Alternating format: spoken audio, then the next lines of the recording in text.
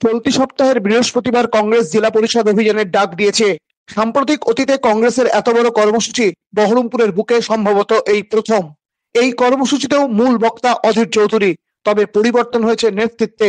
কংগ্রেসের এত বড় কর্মসূচি নেওয়ার পিছনে মূল মাথা দুই জেলা পরিষদের সদস্য তৌহিদুর রহমান ওরফে সুমন ও আব্দুল্লাহিল কাফি। প্রসঙ্গত, কংগ্রেসের জেলা পরিষদ ভেঙে 2013 সালে তা দখল করেছিল তৃণমূল। এক দশক পরে জেলা পরিষদে কংগ্রেসের প্রতিনিধি মাত্র 2 জন।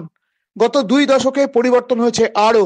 2013 সালে কংগ্রেস ভাঙার অন্যতম কারিগর ও 2018 সালে মুর্শিদাবাদ জেলা পরিষদের সভাধিপতি তৃণমূলের মোশাররফ হোসেন মন্ডল ওরফে মধু ফিরেছেন কংগ্রেসে। বুধবার কংগ্রেসের তৃণমূল পরিচালিত জেলা পরিষদ অভিযানে তিনিও অংশ নেবেন বলেই কংগ্রেস সূত্রে জানা যায়।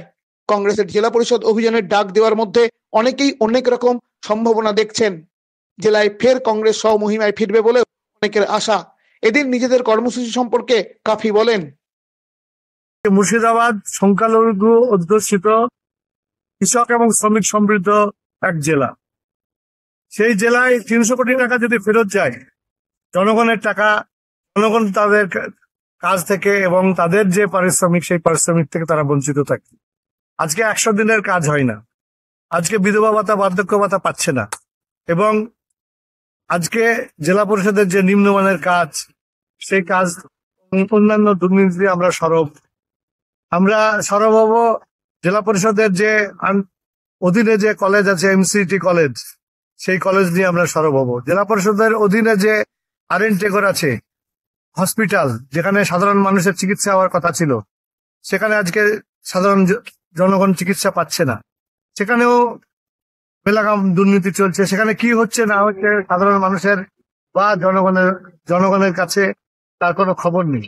তা নিয়ে আমরা সেই দুর্নীতি নিয়ে আমরা সরব হব। গত 1.5 বছরে বেশ কয়েকবার জেলা পরিষদের সভাধিপতির বিরুদ্ধে অভিযোগের আঙুল তুলেছে কংগ্রেস। সম্প্রতি বেআইনিভাবে কম্বল কেনার দরপত্র ডেকেছিল জেলা পরিষদ, আর তা নিয়ে অভিযোগ জানিয়েছিলেন কংগ্রেসের জেলা পরিষদের সদস্য সুমন। সেই অভিযোগ পরোক্ষে মেনে নিয়ে পুনরায় দরপত্র ডাকা হয়েছে।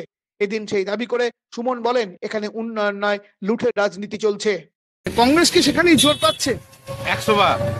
কারণটা আপনারা দেখেছেন যে আমরা অভিযোগ করেছিলাম সরকারি নিয়ম নীতিকে বুড়ো আঙুল দেখিয়ে অনৈতিকভাবে স্বজন পোষণ করার জন্য কিছু মানুষকে কাজ পাইয়ে দেওয়া হয়। তার মধ্যে একটা ছিল কম্বল, যেটা নিয়মকে তোয়াক্কা না করেই আমরা জানি যে 1 লক্ষ টাকার উপরে যে কোনো কাজের বরাত পাইয়ে দিতে হলে তার জন্য টেন্ডার করতে হয়, কিন্তু 9,88,000 টাকায় কম্বল কেনার জন্য বরাদ্দ হলো, তার কোনো টেন্ডার হয়নি, কোটেশন হয়েছিল। আমরা অভিযোগ করেছিলাম, সেই অভিযোগের ভিত্তিতেই নতুন ভাবে দরপত্র ডাকা হয়েছে, নতুন করে টেন্ডার করা হয়েছে। তার মানে আমরা যে অভিযোগটা করছি সেই অভিযোগ যে সত্য এবং জেলা পরিষদ যে দুর্নীতি স্বজন পোষণের সঙ্গে যুক্ত, তার পরিচয় জেলা পরিষদ নিজেই দিল, তার প্রমাণ জেলা পরিষদ নিজেই দিয়েছে। এটা আমাদের কাছে বড় সাফল্য, শুধু আমাদের কাছে বলে নয়, এটা জেলাবাসীর কাছে একটা নিদর্শন।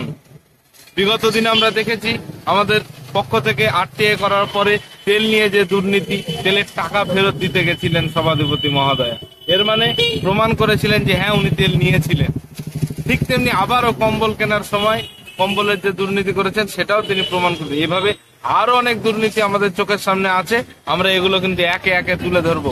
পাশাপাশি আপনারা দেখেছিলেন গতকালকে জেলা পরিষদের প্রত্যেকটা কর্মী আধিকারিক যারা ছিলেন তারা ধর্মঘট কর্মবিরতি রেখেছিলেন।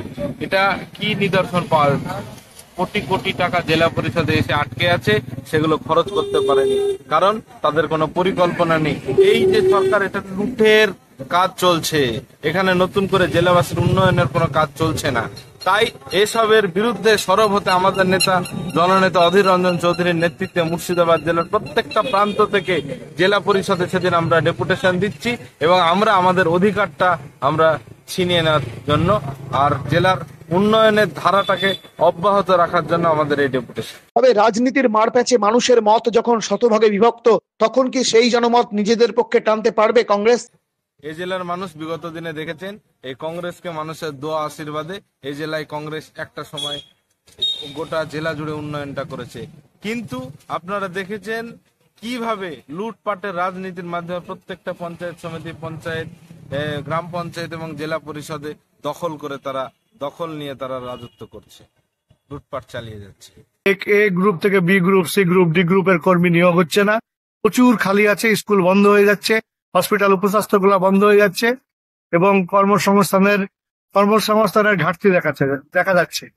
তা সেই কর্মসংস্থান এই গভর্নমেন্ট এবং কেন্দ্রীয় গভর্নমেন্ট ভাবছে না। তারা সাম্প্রদায়িকতা আর ভোটের টাইমে এসে ভোট বৈতরণী বারবার পার করছে, কিন্তু অধীর চৌধুরী বলেছেন যে বারবার কিন্তু ঘুঘুতে ধান খাবে না।